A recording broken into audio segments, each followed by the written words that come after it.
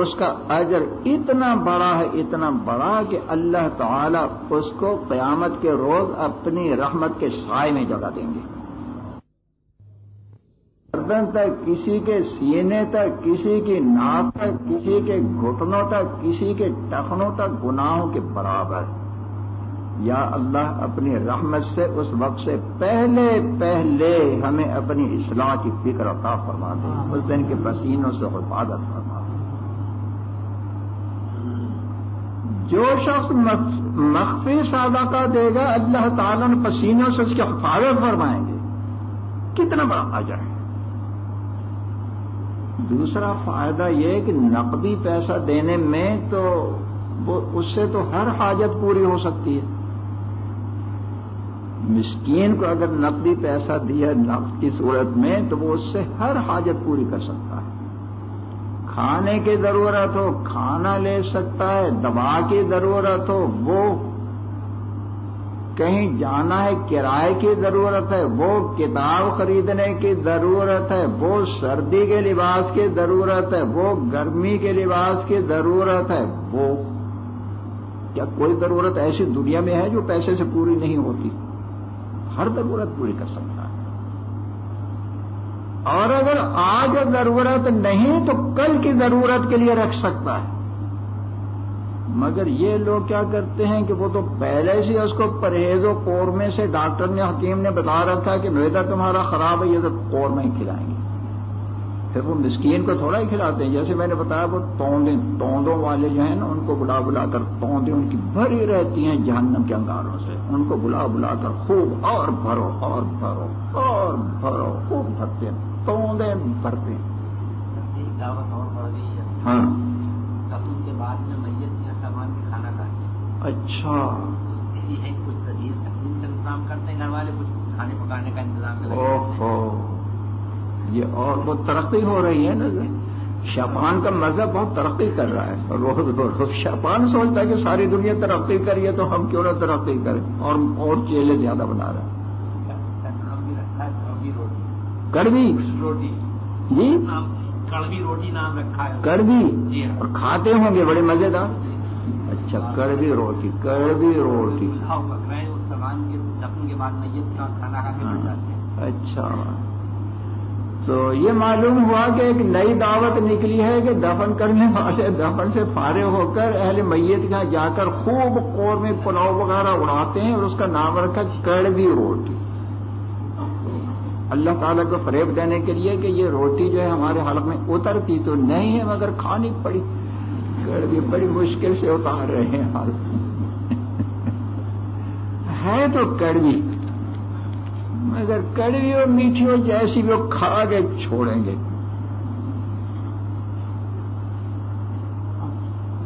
ایک شخص ہولے کھاتا جا رہا تھا. ہولے جانتے ہیں؟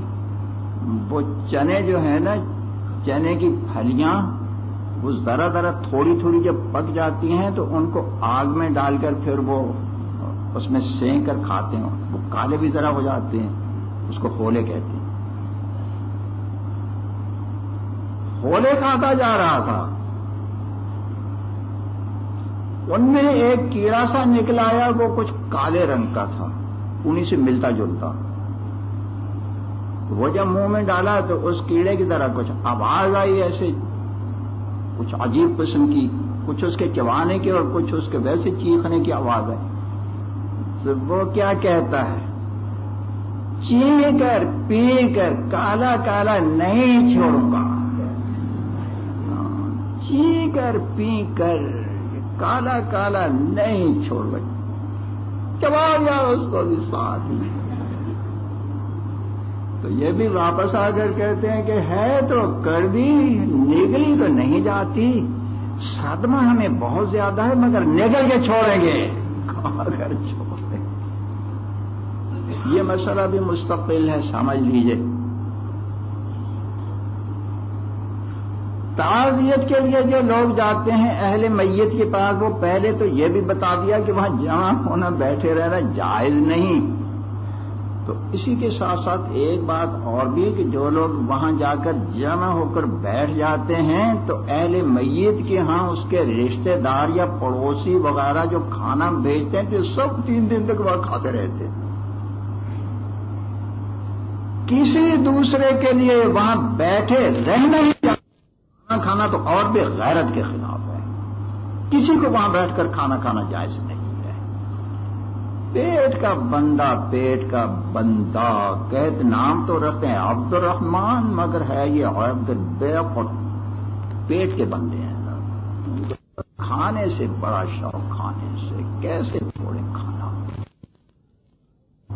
وہاں کھانا جائز نہیں. وہ کھانا صرف اہل میت کے لیے بھیجا جاتا ہے اور اس میں بھی اگر اہل میت وہ اپنے دینداری پر زیادہ قائم ہوں ان میں استقامت اور صبر کا مظاہرہ کریں لوگوں سے کہہ دیں کہ نہیں جو کچھ بھی تکلیف ہے اللہ کی طرف سے ما قدر اللہ نے جو کر دیا وہی ہماری بہتری ہے.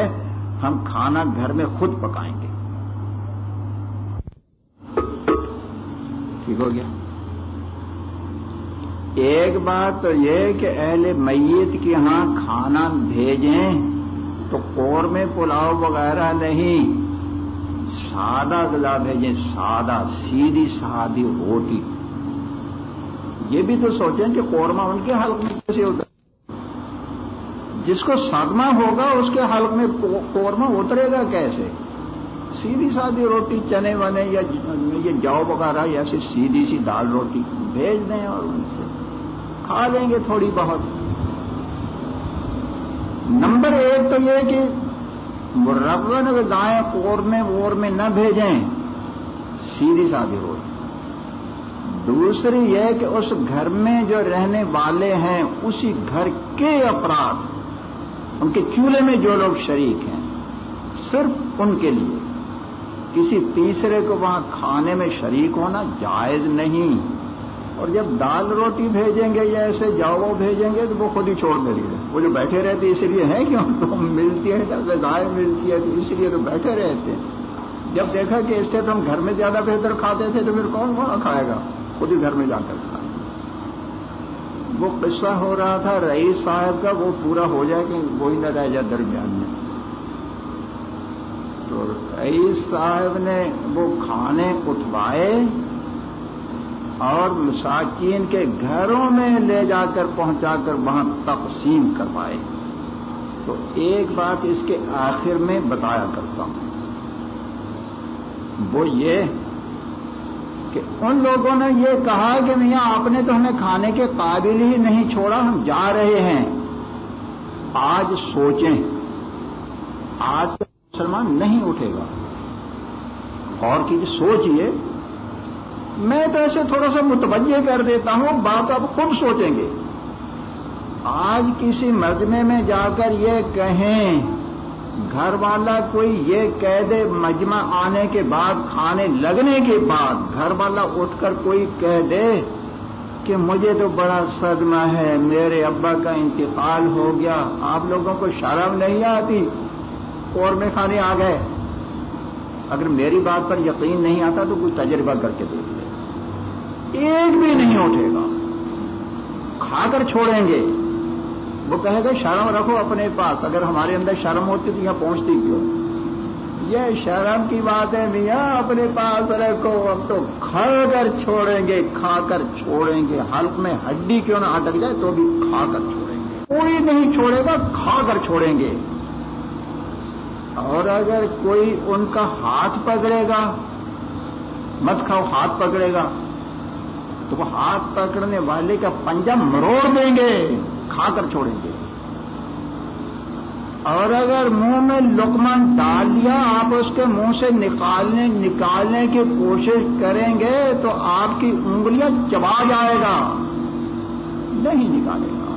آج کا مسلمان ایسا بے غیرت ہے. جس زمانے کا رئیس صاحب کا قصہ ہے نا تو اس زمانے میں تھوڑی تھوڑی غیرت تھی. اتنی تھی جب انہوں نے یہ کہا کہ شرم نہیں آتی وہ اٹھ گئے. آج کوئی نہیں اٹھے گا. آج ایسا بے شرم کھانے پر ایسے جھپٹتے ایسے بے شرم کچھ نہ نہیں اٹھے گا کوئی. خیر یہ تعزیت کی بات درمیان میں آ گئی تو یہ کیسے آئی کہ نیا سال شروع ہونے پر کوئی مبارکباد دی جائے یا تعزیت کی جائے، خوشیاں منائی جائیں یا رنج و غم کا اظہار کیا جائے، کیا کیا جائے؟ یہ سوچنے کی بات ہے۔ تو اس کی حقیقت آواز آخر تک پہنچ رہی ہے، باہر جو لوگ ہیں آواز پہنچ رہی ہے؟ ٹھیک ہے، میرے خیال میں بس ہی کریں، یہ کیسٹ میں تو گھر بھر ساری ہو رہی ہوگی، منٹ تو 1-2 منٹ رہ گئے، وہ ویسے بھی چلیے دعا کر لیجئے کہ جو کچھ کہا گیا ہے اللہ تعالیٰ اس پر عمل کرنے کی توفیق عطا فرمائے، سب مسلمانوں کو اپنی مرضی کے مطابق بنا لیں۔ اور تھوڑی سی بات سن لیجئے، تھوڑی، رحمان کے احکام کتنے آسان ہیں اور شیطان کے احکام کتنے مشکل ہیں، یہ بات بھی یاد رکھنے کی ہے، اللہ کرے کہ یاد رہ جائے۔ یہ جو آخری بات کہہ رہا ہوں نا، اس کو خوب سوچ کر دلوں میں اتارنے کی کوشش کریں، اللہ کرے کہ بات دلوں میں اتر جائے۔ رحمان کی رحمتیں، رحمان کی رحمتیں، رحمان کی رحمتیں، کیا کہیے کیسی رحمتیں، کتنے آسان احکام، اور شیطان کیسی چپٹیں لگاتا ہے، کیسی ٹھوکریں لگاتا ہے، کتنی مصیبتیں ڈالتا ہے، دونوں کا ذرا مقابلہ کر لیجیے۔ اب اسی مسئلے میں ایصال ثواب میں دیکھیے، رحمان نے کتنا آسان کر دیا، کتنا آسان، آپ جو چاہیں پڑھیں، خواہ درود ہو، خواہ ذکر لا الہ الا اللہ ہو، خواہ سبحان اللہ ہو، دعوت ہو، جو چاہیں پڑھیں، قبول ہے، رحمان ہے نا، رحمان قبول ہے، میرے بندے قبول ہے، ثواب میں پہنچا دیں، اور جب چاہے رات میں، دن میں، صبح میں، شام میں، بوقت سحر، سب کی وقت کی کوئی پابندی نہیں، میرے بندے تو میرا بندہ ہے، میں رحمان آزاد، میں قبول کرنے والا ہوں۔ اور بازار میں، کسی راستے میں، دکان میں، کارخانے میں، جہاں چاہے تو میرے بندے تو میرا بندہ، میں رحمان ہوں، سب قبول ہے، کتنی آسانی ہے۔ اور جس حیت میں بیٹھ کر، کھڑے، چلتے، لیٹا ہو تو چت لیٹا ہو، سیدھا لیٹا ہو، کروٹ پر لیٹا ہو، جس حیت میں ہو، میرے بندے میں سننے والا ہوں، تیری ہر عبادت کو قبول کرنے والا ہوں، یہ میری رحمت ہے، تو پڑھے اور ہمارے یہاں قبول ہے۔ کتنا پڑھے میرے بندے، تو ایک بار سبحان اللہ کہے وہ بھی پہنچاؤں گا، سبحان اللہ میں تو دو، تو ایک بار اللہ کہہ دے ایصال ثواب کی نیت سے، وہ بھی پہنچاؤں گا، سب پہنچاؤں گا۔ میرے بندے خواہ تو اکیلا ہو پڑے، خواہ یہ ہے کہ مجلس اپنے اپنے کام میں بیٹھی ہوئی ہے، خوانی نہیں کر رہے، ایسے جیسے اب جمع ہے بات سننے کے لیے، اس میں اگر کوئی پڑھ رہا ہے مگر وہ ہر آدمی کا تار، خواہ تو جلوت میں ہو، خواہ خلوت میں ہو، خواہ گھر میں ہو، سفر میں ہو، کیا چاہے، جتنا چاہے، جیسے چاہے، سب قبول۔ اب دیکھیے یہ تو رحمان کی رحمتیں سمجھ میں آ رہی ہیں، رحمان کی رحمتیں، اللہ کا شکر ادا کیجیے، الحمدللہ الحمدللہ الحمدللہ۔ اب شیطان جو عذاب ڈالتا ہے مسلمانوں پر، مسلمانوں کو جو ٹھوکنے لگاتا ہے، ٹھوکریں، کبھی کبھی انگریزی کے لفظ بول دیتا ہوں، آج کل کا مسلمان اردو سمجھتا نہیں ہے نا، تو اس لیے انگریزی کے لفظ بولتے تو یہ کک لگاتا ہے، کک، فٹ بال کو جو لگاتے ہیں اس کو کیا کہتے ہیں؟ کک لگانا کہتے ہیں یا اور کچھ کہتے ہیں؟ آج کے مسلمان کو شیطان نے فٹ بال بنا رکھا، یہ کک ادھر سے لگاتا ہے لڑکتا ہوا ادھر جائے، پھر ادھر سے شیطان کا بچہ کے اور کک لگاتا ہے، یہ ادھر لڑکتا جائے، وہ ادھر سے کک پر کک لگا لگا کر پٹائی پر پٹائی، ٹھکائی پر ٹھکائی. یہ پھر بھی کہتا ہے رحمان نہیں چاہیے شیطانی چاہیے، مجھے رحمان نہیں چاہیے، مجھے تو شیطانی چاہیے. ارے میرے ابا شیطان تو اس سے بھی زیادہ پٹائی کر دے پھر بھی تیرے قربان، اور او رحمان تو اس سے بھی زیادہ رحمت برسا، مجھے تیری رحمت نہیں چاہیے، مجھے تو شیطان کی رحمت چاہیے، بس شیطان کا بندہ ہے یہ.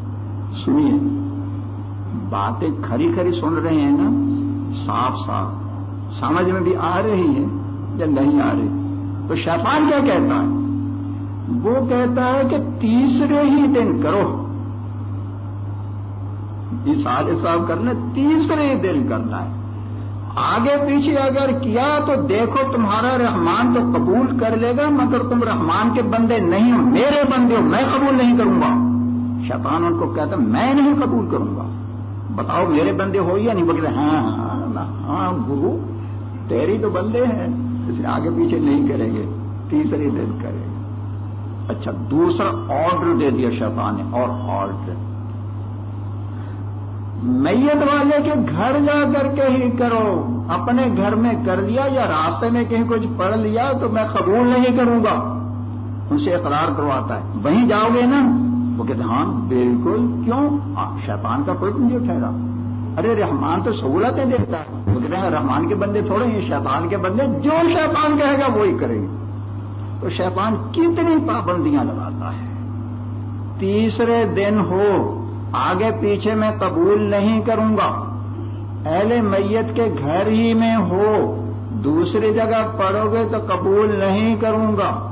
اجتماعی طور پر کرو، اگر اکیلے کر لیا تو میں قبول نہیں کروں گا. وہاں بیٹھ کر کرو، اگر کسی نے لیٹ کر کر لیا کروٹ پر سیدھے یا کیسے اپنے بستر پر تو وہ میں قبول نہیں کروں گا. اور سارے جو ہیں وہ ایک بار شروع کریں، 1.25 لاکھ بار آیہ کریمہ یا فلاں چیز کا ختم کریں، 1.25 لاکھ اکٹھے ہو کر. اگر کسی نے الگ الگ پڑھ دیا تو نہیں قبول کروں گا. ایک ہی مجلس میں پورا قرآن ختم کریں اول سے آخر تک. اور اگر کسی نے اپنے گھر میں روزانہ ایک ایک پارا کر کے یا 10 پارے کر کے یا آدھا پارا یا پاو کر کے گھر میں پڑھ دیا تو شیطان کہتا ہے میں بالکل قبول نہیں کروں گا. تو یہ آج کا شیطان کا بندہ شیطان سے بہت ڈرتا ہے، رحمان سے اس کو کوئی تعلق نہیں ہے، اس کی دوستی شیطان سے ہے. تو شیطان اس کو کیکے لگاتا، ٹھوکریں لگاتا ہے. بس کیا فرمایا؟ وَلَا يَغُرَّنَّكُمْ بِاللَّهِ الْغَرُورُ لَا تَغُرَّنَّكُمُ الْحَيَاةُ الدُّنْيَا وَلَا يَغُرَّنَّكُمْ بِاللَّهِ الْغَرُورُ. ارے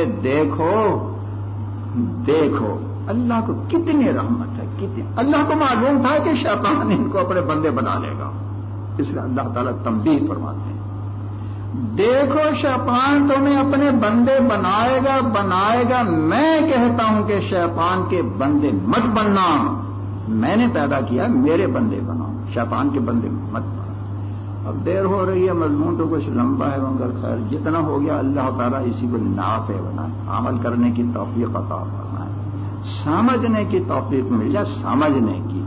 اللہ تعالیٰ سے عقل مانگا کریں، یا اللہ سب کو اپنے دین کے عقل عطا فرما، دین کے سمجھنے کی فہم عطا فرما. یا اللہ اپنی محبت، اپنے حبیب صلی اللہ علیہ وسلم کی محبت ہر مسلمان کے دل میں اتنی دے دے کہ تیرا دین چھوڑ کر، تیرے حبیب صلی اللہ علیہ وسلم کی ہدایات چھوڑ کر کسی شیطان کے پیچھے جانے کا خیال نہ آئے. بس تیرا دین ہمیں کافی ہے. رضینا باللہ ربا وبالاسلام دینا وبمحمد صلی اللہ علیہ وسلم نبیا. یا اللہ تجھے رب مان کر، تیرے بھیجے ہوئے دین کو دین مان کر، اور تیرے حبیب صلی اللہ علیہ وسلم کو رسول مان کر ہم راضی. ہم کسی شیطان کے پیچھے نہیں لگیں گے، ہمیں کسی دوسرے دین کی کوئی ضرورت نہیں، تو ہمیں اپنے دین پر قائم رکھے. وصلی اللہم وبارک وسلم علی عبدک ورسولک محمد وعلی آلہ وصحبہ اجمعین. بسم اللہ الرحمن الرحیم. آپ نے کبھی یہ بھی سوچا کہ دنیا فسادات، قتل و غارت اور جان لیوا پریشانیوں کے عذاب میں کیوں گرفتار ہے؟ فرمان رسول صلی اللہ علیہ وسلم: کل امتی معافا الا المجاہرین. میری پوری امت کو معاف کیا جا سکتا ہے مگر اللہ تعالی کی علانیہ بغاوت کرنے والوں کو ہرگز معاف نہیں کیا جائے گا. اللہ تعالی کی کھلی بغاوتیں: نمبر 1، داڑھی ایک مٹھی سے کم کرنا، کٹانا یا منڈانا. نمبر 2، شرعی پردہ نہ کرنا. وہ قریبی رشتہ دار جن سے پردہ فرض ہے: نمبر 1 چچا زاد، نمبر 2 پھوپھی زاد، نمبر 3 ماموں زاد، نمبر 4 خالہ زاد، نمبر 5 دیور، نمبر 6 جیٹ، نمبر 7 نندوئی، نمبر 8 بہنوئی، نمبر 9 پھوپھا، نمبر 10 خالو، نمبر 11 شوہر کا بھتیجا، نمبر 12 شوہر کا بھانجا، نمبر 13 شوہر کا چچا، نمبر 14 شوہر کا ماموں، نمبر 15 شوہر کا پھوپھا، نمبر 16 شوہر کا خالو. تیسرا گناہ مردوں کا ٹخنے ڈھانکنا. نمبر 4 بلا ضرورت کسی جاندار کی تصویر کھینچنا، کھنچوانا، دیکھنا، رکھنا اور تصویر والی جگہ جانا. نمبر 5 گانا باجا سننا. نمبر 6 ٹی وی دیکھنا. نمبر 7 حرام کھانا جیسے بینک اور انشورنس وغیرہ کی کمائی. نمبر 8 غیبت کرنا اور سننا. اللہ تعالیٰ کی ان علانیہ بغاوتوں اور کھلی نافرمانیوں کی تفصیل اور ان پر اللہ رسول صلی اللہ علیہ وسلم کی طرف سے دنیا و آخرت میں سخت عذاب کی وعیدیں معلوم کرنے کے لیے میرا باز اللہ کے باغی مسلمان پڑھیں یا اس نام کی کیسٹیں سنیں. اللہ تعالیٰ اپنے رحمت سے اپنے حبیب صلی اللہ علیہ وسلم کی پوری امت کو اپنی بغاوتوں اور ہر قسم کی نافرمانیوں سے بچنے کی توفیق عطا فرما کر دنیا و آخرت کے ہر قسم کے عذاب اور ہر پریشانی سے نجات عطا فرمائیں. آمین. جان لیوا پریشانیوں سے مکمل نجات کے لیے کتاب ہر پریشانی کا علاج اور اسی نام کی مختصر سی کیسٹ کے تیر بہدف اکسیر نسخے آزمائیں اور انہی نسخوں کے استعمال سے مکمل قابل رشک سکون پانے والوں کے حیرت انگیز حالات کتاب باب العبر میں پڑھیں. رشید احمد، دار الافتاء والارشاد، ناظم آباد کراچی، 26 رجب سن 1415 ہجری. اور کسی مومن عورت کسی کو یہ اجازت نہیں کہ جب اللہ تعالیٰ کوئی فیصلہ سنا دیں یا اللہ کا رسول صلی اللہ علیہ وسلم کوئی فیصلہ سنا دے تو کسی مومن مرد کسی مومن عورت کے لیے یہ کوئی حق نہیں پہنچتا کہ وہ اس سے انکار کرے. ایک بات یہاں سمجھنے کی ہے کہ پورے قرآن میں خطاب تو ہے مردوں کو، عورتوں کو الگ سے خطاب نہیں. ہاں بعض مسائل جو عورتوں کے ساتھ خاص ہیں جیسے پردے کے مسائل، وہاں خواتین کو بھی خطاب ہے. خواتین پردہ کریں، پردہ کریں، پردہ کریں، ننگی باہر نہ پھریں، غیر محرم کے سامنے نہ جائیں، حتیٰ کہ ان کے پاؤں کی آواز بھی غیر محرم نہ سنیں. قرآن کریم میں اللہ تعالیٰ مومن بندیوں کو یہ فرمایا، مومن بندیاں وہ ہوتی ہیں. تو جہاں کوئی خاص بات ہو خواتین کے لیے وہاں تو خواتین کو الگ سے خطاب ہے. جماعت قرآن کریم میں جہاں کہیں سوائے خواتین کے مخصوص احکام کے جہاں بھی اللہ نے خطاب فرمایا تو مردوں کو فرمایا. خواتین کو خطاب اس لیے نہیں کہ وہ مردوں کے تابع ہیں. آج کل کی خواتین تو قوانین پر سوار ہیں نا، وہ کہتے ہیں کہ قوانین ہمارے تابع ہیں، ان پر سواری کر رہے ہیں. اللہ تعالی کے فیصلے کے مطابق خواتین قوانین کے تابع ہیں، مردوں کے تابع ہیں. اس لیے مردوں کو خطاب کرنے کا مطلب یہ ہے کہ مردوں عورتوں کو سب کو ہم خطاب کر رہے ہیں، سب کے لیے.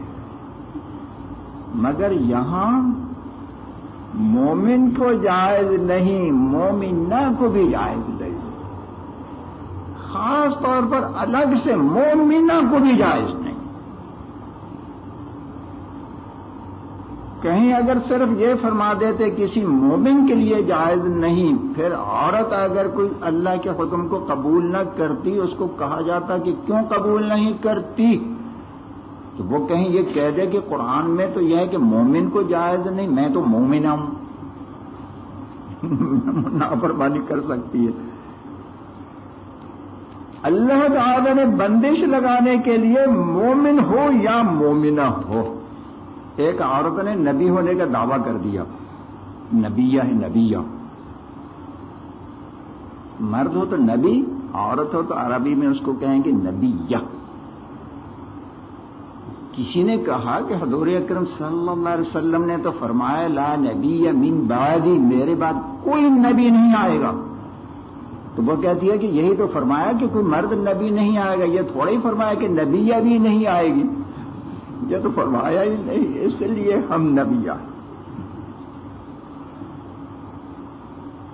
کسی مومن مرد کے لیے، کسی مومنہ عورت کے لیے کوئی حق نہیں پہنچتا کہ جب اللہ فیصلہ کر دے، اللہ کا رسول فیصلہ سنا دے تو پھر اس سے اعراض کرے، تسلیم نہ کرے. کسی کو کوئی حق نہیں پہنچتا. ان الحکم الا للہ، حکم ہے اور حکومت ہے اور بادشاہت ہے، جو کچھ بھی وہ صرف اللہ ہے. ان الحکم الا للہ، صرف اس کی حکومت ہے. اس کی حکومت کے مقابلے میں دنیا میں کہیں بھی کوئی حکومت نہیں آ سکتی، صرف ایک کی حکومت ہے. لا الہ الا اللہ زبان سے تو ہر مسلمان پڑھتا ہے، عمل کوئی بھی نہیں کرتا، حالانکہ اس کے معنی بھی یہی ہے کہ حکومت تو صرف اللہ کی.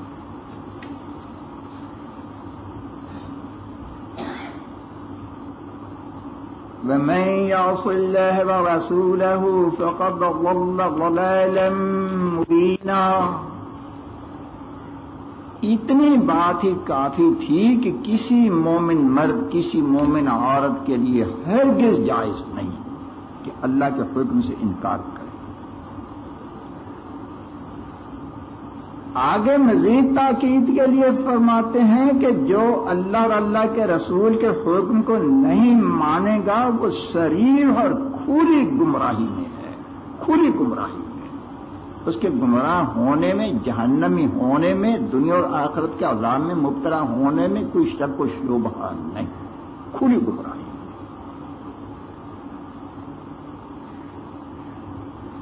ایک بال چھپا ہوا ہے ہر پریشانی کا علاج.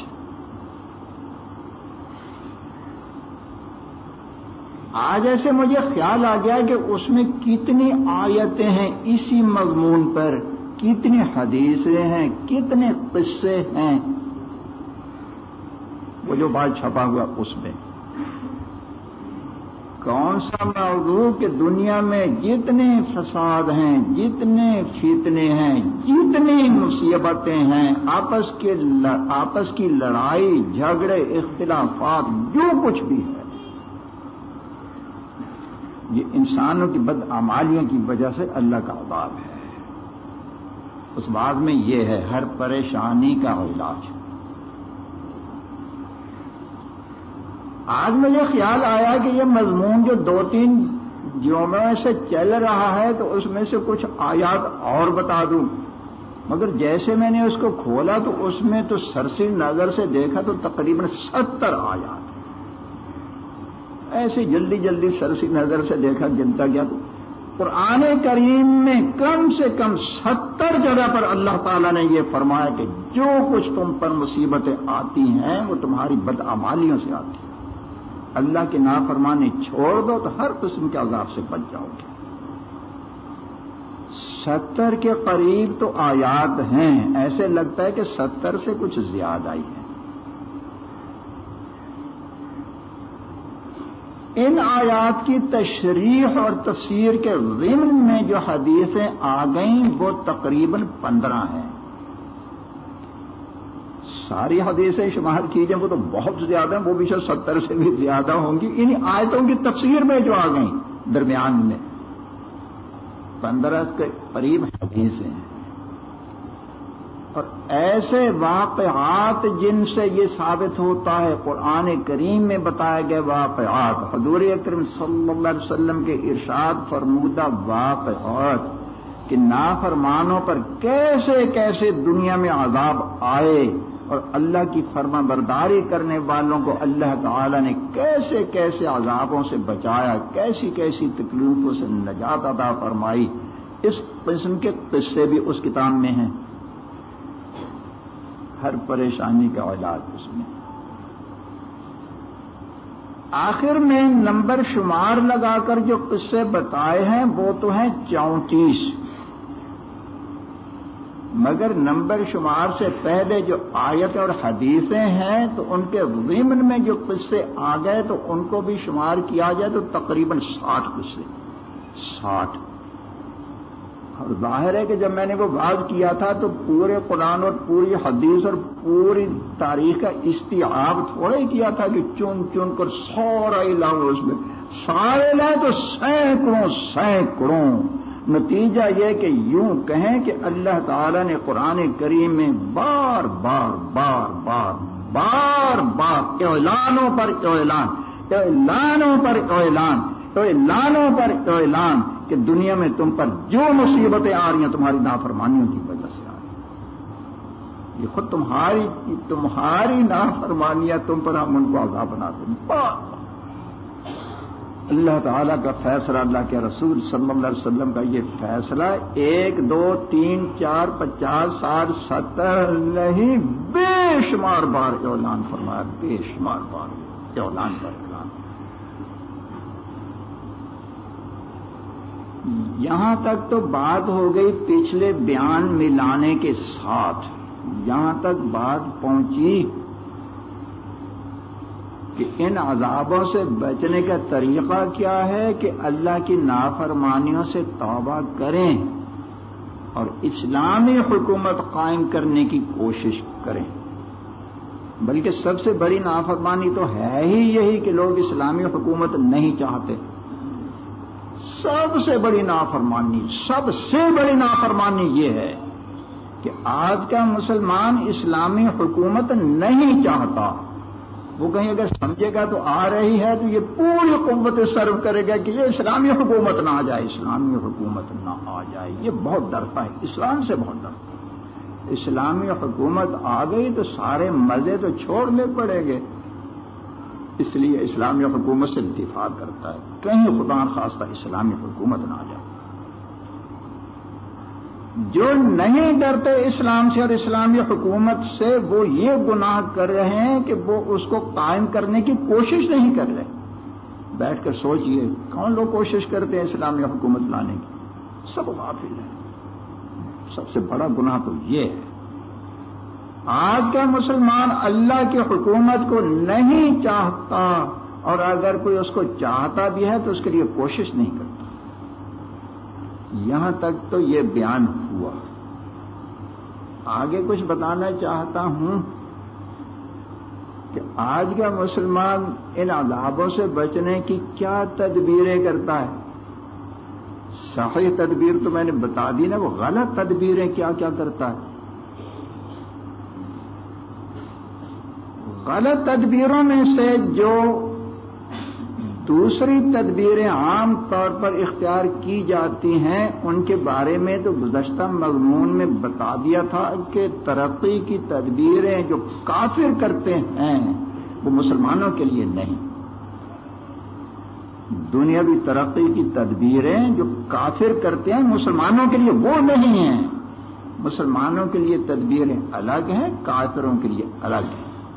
اس کی تفصیل پچھلے بیانوں میں ہو چکی ہے. آج بتانا چاہتا ہوں مختلف ختموں اور خانیوں کے بارے میں. کچھ لوگ مختلف ختم کرتے کراتے ہیں، مختلف خانیاں کراتے ہیں.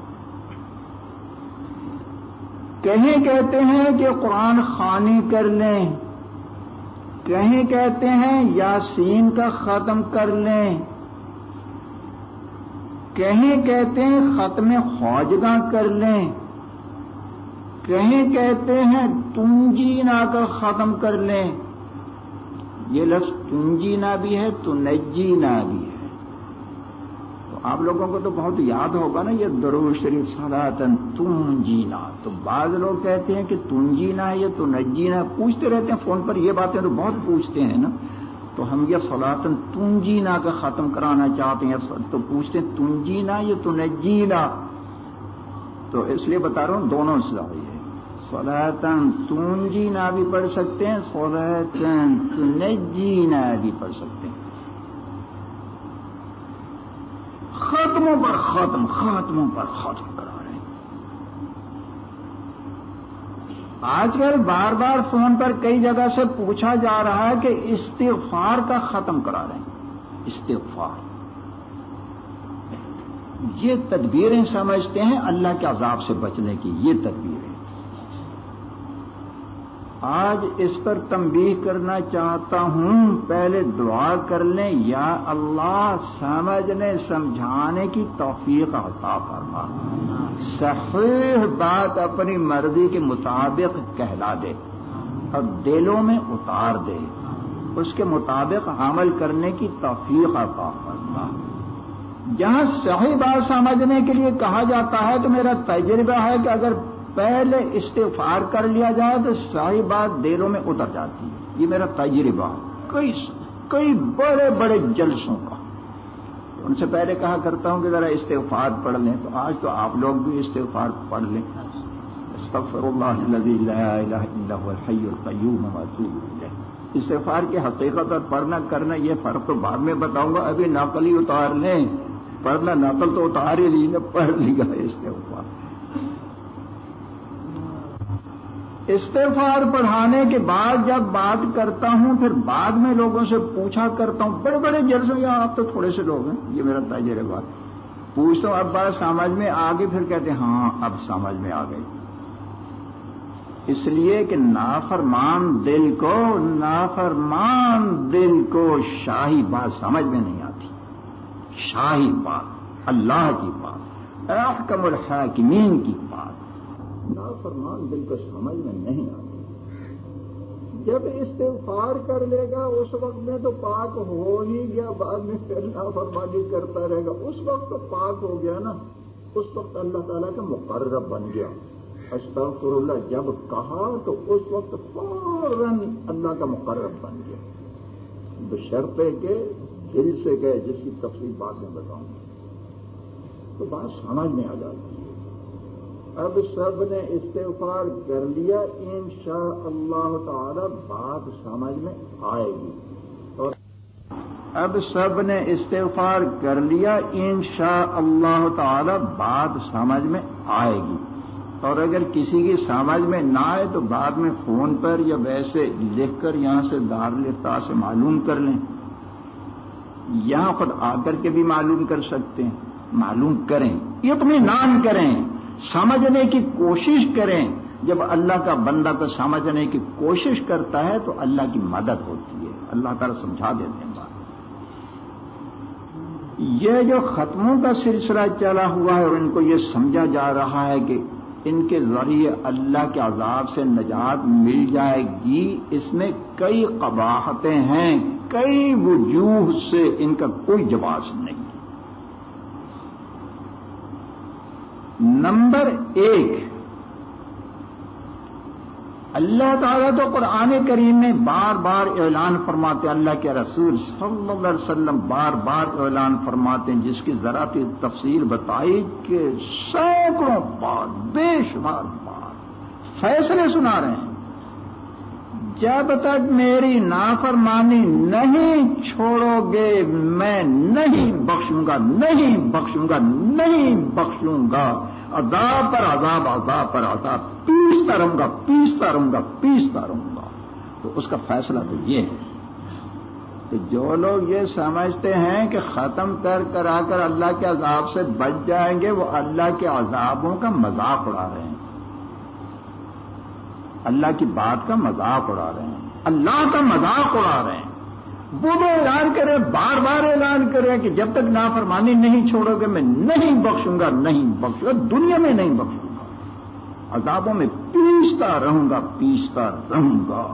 تو کتنی بڑی جرأت، کتنی بڑی جرأت کہ اللہ کہتا ہے کہ میں نہیں چھوڑوں گا، اور یہ کہتے ہیں ایسا کرنے سے چھوٹ جائیں گے، ایسا کریں، اللہ کو دھوکہ دے رہے ہیں، اللہ سے فریب کر رہے ہیں، اللہ کو دھوکہ دے رہے ہیں، اللہ کا مذاق اڑا رہے ہیں، اللہ کے کلام کا مذاق اڑا رہے ہیں۔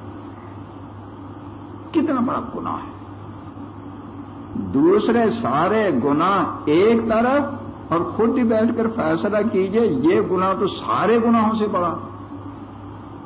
اللہ کے فیصلوں کے خلاف یہ سمجھیں کہ ہم ایسے کر کے اللہ کو دھوکہ دے لیں گے، اللہ کو مجبور کر دیں گے۔ ہاں یہ دیکھیے، میں لفظ تو ایسے کہا کرتا ہوں کہ لفظ تو میرے ہوتے ہیں مگر لوگوں کے دلوں کی بات ہوتی ہے۔ کہتے ہیں اللہ کے گھٹنے ٹکا دیں گے، معاذ اللہ، معاذ اللہ، زبان سے نہیں کہتے، دلوں میں یہی بات۔ آج کے مسلمانوں کے دلوں میں یہی بات ہے، نافرمانی نہیں چھوڑیں گے، اور یاسین کا خاتم کرا کر کیا مجال ہے کہ پھر اللہ ہمیں کوئی عذاب دے دے، گھٹنے ٹکا دیں گے، گھٹنے۔ اللہ کو چیلنج دے رہے ہیں، چیلنج۔ ہم نے یاسین پڑھ دیا، کیا مجال ہے تو وہ کہتا عذاب دوں گا دوں گا دوں گا، یہ کہتا نہیں ہم نے تو یاسین پڑھ لی، ختم خواجہ کر دیا، اور یہ کر لیا اور وہ کر دیا۔ اللہ کو چیلنج دے رہے ہیں یا نہیں دے رہے؟ بتائیے، اللہ کو چیلنج دے رہے ہیں نا، کسی کو شبہ تو نہیں ہے، اللہ کو چیلنج دے رہے ہیں، تو جو چاہے کر لے۔ اب ہم نے تو حصار کھینچ لیا، حصار۔ وہ کیا کہتے ہیں، وہ پڑھ کر آیت الکرسی پڑھ کر پھر تالی بجائی، جہاں تک تالی پیٹنے کی آواز پہنچتی ہے حصار ہو گیا۔ اب کوئی جین بھوت اور کوئی اللہ بھی اندر نہیں آ سکتا، اب اس کا کوئی کچھ نہیں بگاڑ سکتا۔ یہ کہتے ہیں حصار کھینچ لیا۔ بجائے اس کے کہ گناہ چھوڑتے، توبہ کرتے، یہ خانیہ کر کے سب سے بڑا گناہ اور کرے کہ اللہ کو چیلنج دے رہے، تیری بغاوت نہیں چھوڑیں گے، اور ہم نے یہ یاسین پڑھ لی ہے، اب تو ہمارا کچھ نہیں بگاڑ سکتا۔ ایک تو یہ وجہ ہو گئی ان خانیوں کے غلط ہونے کی۔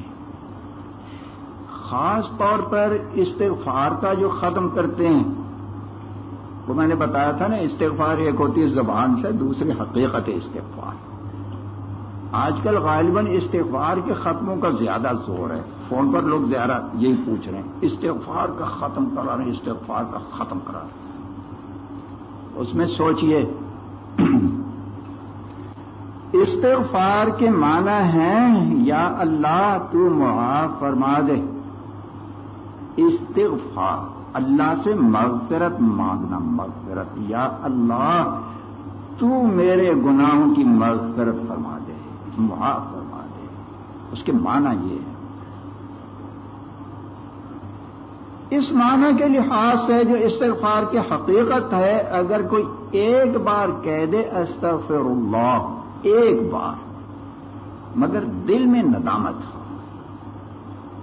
سمجھے کہ میں مجرم ہوں، حاکم کے سامنے، احکم الحاکمین کے سامنے ہوں، مجرم، گڑ گڑائے، روئے، دل میں ندامت ہو، پریشان ہو، یا اللہ اگر تو معاف نہیں کرے گا تو اور دروازہ ہے کون سا، کس دروازے پر میں جاؤں، تو معاف فرما دے، میں تیرا بندہ ہوں، تیرے سامنے ناک رگڑتا ہوں. تو معاف کرنے والا ہے، تیرا وعدہ ہے کہ جو معافی طلب کرے گا اور آئندہ کے لیے گناہ چھوڑے گا میں اس کو معاف کر دیتا ہوں. اس میں شیطان نے بڑا دھوکہ دے رکھا ہے.